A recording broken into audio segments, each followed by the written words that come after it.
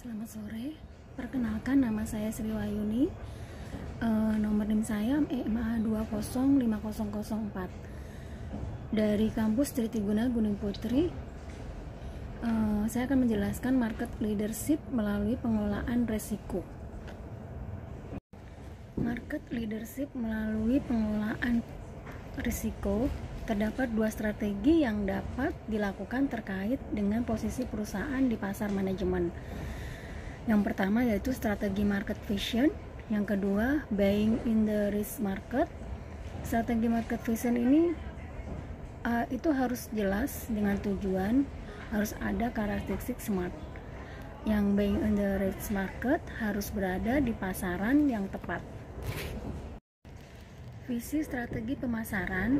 Visi pemasaran yang lebih jelasnya diperlukan agar perusahaan dapat masuk ke pasaran yang tepat dan penghasilan produksi atau jasa yang terbaik.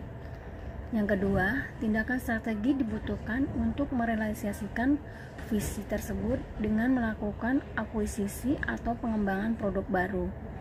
Yang ketiga, agar tetap bertahan dalam bisnis, maka perusahaan harus menawarkan produk yang sesuai dengan pelanggan. Remember, pasar yang ideal haruslah cukup besar, bertumbuh, mampu mendatangkan keuntungan, memiliki biaya masuk yang tinggi, membutuhkan keahlian tertentu agar tidak mudah ditiru, tidak dibatasi oleh siklus yang tidak perlu atau rentan terhadap kebijakan pemerintah, dan bukanlah pasar yang kontroversial atau tidak populer. Ketika berada dalam pasaran, perusahaan harus jadi cukup besar agar dapat berkompetensi secara efektif serta mampu mencapai pertumbuhan dengan meningkatkan pangsa pasar ataupun penetrasi pasar. Penetrasi pasar yaitu pasar yang sudah ada perusahaan meluncurkan produk di Pulau Jawa, maka penetrasi di seluruh Pulau Jawa sampai ke pelosok-pelosok Pulau Jawa tersebut. Untuk meningkatkan pangsa pasar dari Pulau Jawa ke Sumatera dan Kalimantan dan sampai global. Tanda-tanda kegagalan dalam pemasaran ada 4, yaitu nilai penjualan yang jatuh, berkurangnya pasar, lemahnya distribusi. Yang keempat, kegagalan dalam pemasaran dapat terjadi karena perusahaan memiliki satu atau beberapa risiko pemasaran. Lemahnya distribusi ini yang sulit jatuhnya ke volume penjualan, ujungnya ke profit. Sebelumnya ke profit, ke pendapatan yang dikurangi semua biaya. Saya akan menjelaskan risiko pemasaran dapat dikelompokkan sebagai berikut. Ada 2, yaitu masalah pasar. Yang kedua, masalah produk dan perusahaan. Masalah pasar ini adalah masalah faktor eksternal atau di luar perusahaan. Yang kedua, permasalahan produk dan perusahaan yang terkait dengan internal yang terdiri dari sumber daya manusia yang dimiliki perusahaan. Sumber daya ini adalah yang terdiri dari 5M, yaitu money, means, material, mesin, methods. Yang terkait internal perusahaan. Risiko pemasaran yang terkait masalah pasar ada 4, yaitu perubahan kebijakan pemerintah. Yang kedua, perubahan yang terjadi dalam industri atau pasar, dalam selera konsumen, perang harga yang terkait dengan persaingan, adanya pemalsuan produk atau imitasi. Risiko pemasaran terkait permasalahan produk dan perusahaan ada 6 di sini, yaitu kegagalan internet atau kinerja atau kualitas produk yang rendah. Yang kedua, kurang promosi.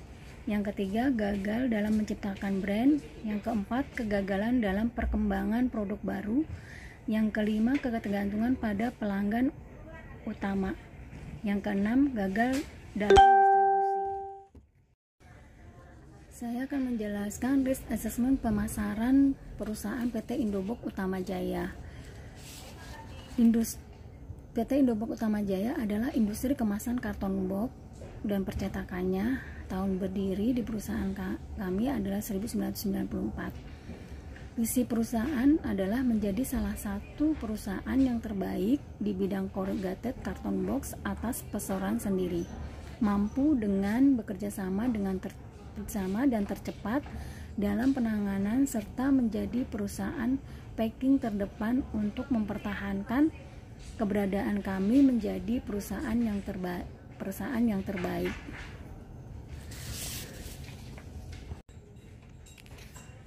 Misi perusahaan PT Indobox Utama Jaya adalah inovasi dalam pengembangan produk karton box, memberikan harga yang berkompetitif, memberikan kepuasan pada pelanggan, baik dalam kualitas maupun dalam pelayanan servis, berkomitmen penuh dalam menjawab kebutuhan pelanggan, permintaan customer, dan penyelesaian permasalahan yang ada.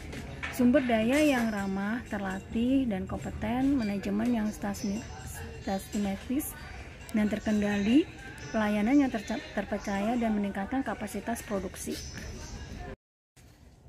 Risk assessment pemasaran perusahaan PT Indobox Utama Jaya, total skornya 4, yaitu moderate risk, yaitu risiko sedang.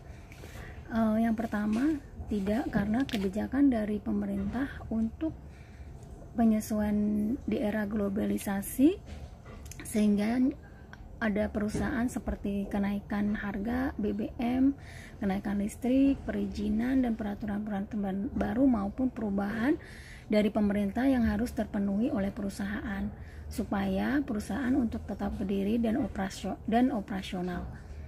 Yang kedua, karena sistem penjualan kita job order customer. Yang ketiga, menurun dikarenakan pandemi COVID-19, sehingga customer kitanya banyak meliburkan pekerjaan dikarenakan tidak ada order, dan bahkan juga perusahaan banyak yang tutup dan tidak beroperasional lagi. Risk assessment pemasaran PT Indobox Utama Jaya yang keempat, yaitu karena beberapa perusahaan menjadi customer tetap kami yang selalu memberikan order setiap bulannya. Yang kelima, tidak, karena perusahaan mempunyai customer tetap, yaitu perusahaan boneka, garment, tas untuk packing kemasan produknya. Yang keenam, tidak, karena kita fokus memproduksi kemasan karton box.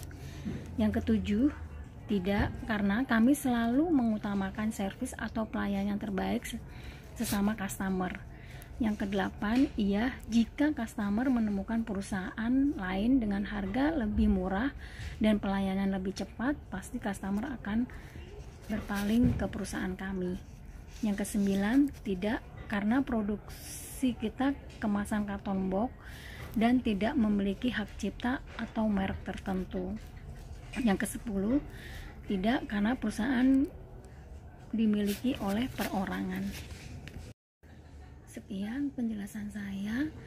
Mohon maaf Ibu Everin apabila saya penjelasannya kurang jelas dan salah-salah kata, mohon dimaafkan sebelumnya, dan terima kasih. Selamat sore.